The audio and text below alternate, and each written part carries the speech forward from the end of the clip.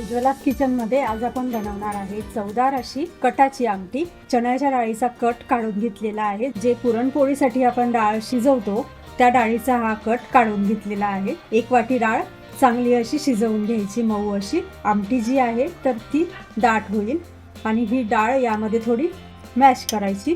तर आता आपण ह्या आमटीसाठी मसाला तयार करून घेऊया।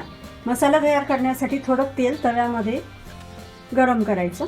यासाठी 4 ते 5 इंच एक सुक्या खोबऱ्याचा मोठा तुकडा याप्रमाणे घेतलेला आहे आणि याचे तुकडे करून आपल्याला ह्या तेलामध्ये भाजून घ्यायचे।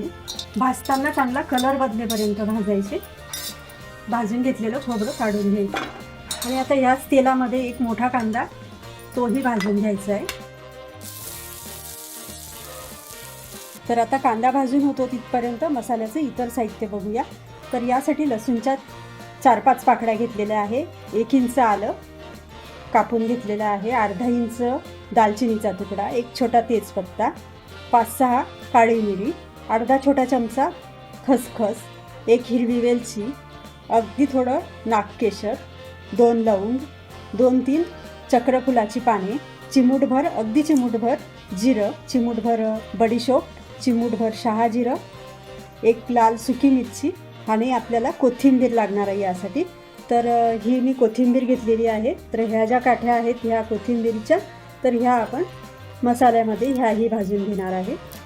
वाटीमध्ये थोडं पाणी घेते, अगदी 2 ते 3 चमचे। ह्या पाण्यामध्ये 1 चमचा धनेपूड घालायची। यामध्ये चिमूटभर हिंग घालायचा पाण्यामध्ये, चिमूटभर गरम मसाला किंवा साठवणीतला कुठलाही मसाला, चिमूटभर हळद, अर्धा चमचा लाल मिरची पावडर। आपण सुकी मिरची घेतली आहे त्यामुळे लाल मिरची पावडर अर्धा चमचा घेते। तर हा कांदा बऱ्यापैकी भाजून झाला की थोडा साईडला करून घ्यायचा, कांदा कच्चा राहिला नको। यामध्ये पुन्हा थोडं तेल घालायचं आणि यामध्ये आता खडे मसाले आणि लाल सुकी मिरची भाजून घ्यायची। गॅस लगेच बंद करायचा म्हणजे मसाले करपणार नाही। यामध्ये आलं आणि लसूणही घालायचा। यामध्ये सुक्या खोबऱ्याचे कापही घालायचे जे आपण आधीच भाजून घेतलेले होते। तर याची चांगली अशी बारीक पेस्ट तयार करून घ्यायची। पाणी मात्र वाटताना थोडं कमी घालायचं। कढई तापल्यावर 2 ते 2.5 चमचे तेल गरम करून घ्यायचं।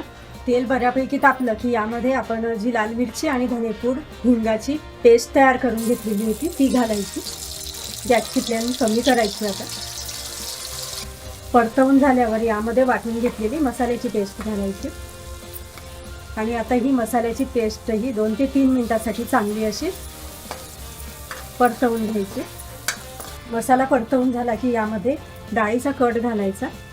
तर मसाला परतवून होतो त्यावेळेस मी 2 ग्लास पाणी गरम करायला ठेवलेलं होतं, ते पाणी मी यामध्ये घालते। चांगलं मिक्स करायचं। चांगलं असं मिक्स करून घ्यायचं। आता यामध्ये चवीनुसार मीठ घालायचं आणि चांगली अशी उकळी काढून घ्यायची। तर काही मिनिटांमध्ये बघू शकता आपण छान अशी ही कटाची आमटी बनवून तयार झालेली आहे। साईडने याला छान तवंगही येतो। आता यावर थोडी कोथिंबीर घालायची।